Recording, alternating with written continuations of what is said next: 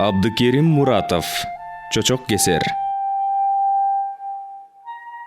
Чаштарачкана деген жазуусу өчөйүн деп калган. Тактайларынын жарымы чирип, өзү бир жагына ууп турган, ичи эски уску кайчы, устара, аларды курчота турган кайыштарга жана дагы ыбырсыган майда нерселерге толгон анча-мынча аты рупасы бар бул эски будкадан чыгып бара жатып, анын эски ээси ушул будкасындай бир топко барып калган сакалчан неме артына бир кылчайды да четтери карала турала болуп кеткен күзгүнүн аркасына колун салып, ал жактан небак ачылып, жарымы түгөнгөн арагын алып чыкты да советтен калган кырлуу стаканга толтура куюп, билинер билинбес калтыраган колдору менен оозуна жакындатып барып анан чымырканып тартып жиберди да арагынан бошогон стаканга чоргодон суу агызып коюп, артынан шимирди да ичи өрттөнүп, ичегилери курулдап, көзүнө ысык жаш алып, аз маз турду. Анан будкасынын жарыгында өчүрүштү унутуп, таза абага чыккысы келди. Таза абага чыкты да көп ары барбай арыктын четине кулады. Азанчы чаштарачкананын жанынан өтүп баратып, анын свети күйүп турганына баам салды. Саарлап, короз кыйкырары менен мечитке барып, азан айтуу бул кишинин адаты. Мисирден жогорку диний билим алып келген азанчы ушул мартамда 15 жылдан берки ишин аткармакка шашылбай келе жатып, арык боюнда жаткан адамды көрүп калды окшойт. Бир алдын карбаластап, коркуп да кетти. Алласы оозуна келип, келме келтирүүгө үлгүрдү. Мас экен деди анан. Жанынан өтө берди. Арык боюнда жаткан адамдан азанчы жийиркенип, анын бир нерсеси ак чапанына жугуп, андан селдесине өтө тургандай шашып баратты. Бир кезде арыкта жаткан адам менен азанчы да кездешкен. Анда арыкта жаткан адам атагы таш жарган уста эле, чочок кесчү. Жаз келип, балдардын эти жибегенде ушул чаштарачкана анда жаңы, күркүрөп турган убагы. Райондун баардык айылдарынан баламды сүннөткө олтургузат элем, жээнимди алалдап бериңиз, уулумду мусулман кылып коюңуз, ырымдатат элем деген таклиптер менен таанышта, бейтаанышта адамдар үзүлбөй келип кетип турчу. Ал учурда гап кайтармай жок. Чочок кесер наштарын жанга салып, кебезин, кийизин, спиртин даярдап, камышын камдап жөнөп калат. Келиң уста, келиң деп барган жерлер ызааттап тосуп алып, тонун кийгизип, түйүнүн түйүп берип, колунан келгендер 5-10 сомун да аябай устанын зоболосун көтөрчү. Ананчы, анда хирургтар жок. Райондо чочок кесер жалгыз уста ушул эле. Колу жеңил, баарыбыз ушул кишинин колунан чыкканбыз деп калышчу райондун эркек таналары. Кайда барса келиң, кайда барса төргө чыгың.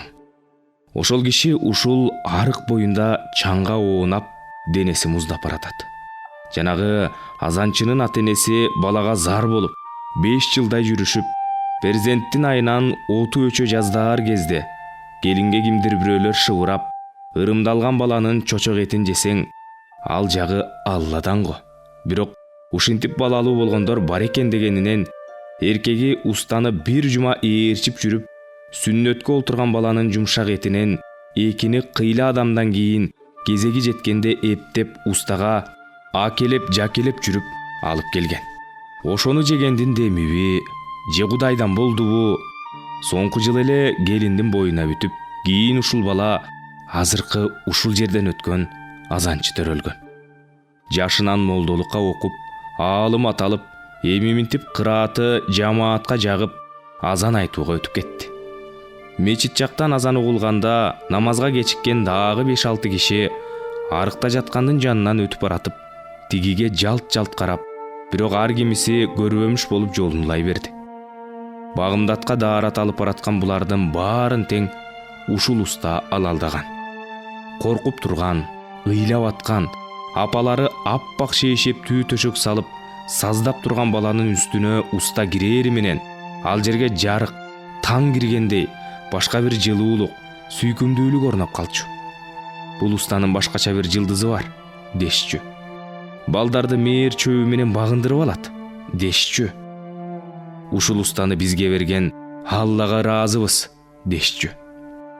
Ушул тапта ушул жерден өтүп бараткандардын баарынын тең ата энеси ошентишкен. Кана балам, чочону көрүп бир майлап коелучу, деп баштачу уста сөзүн.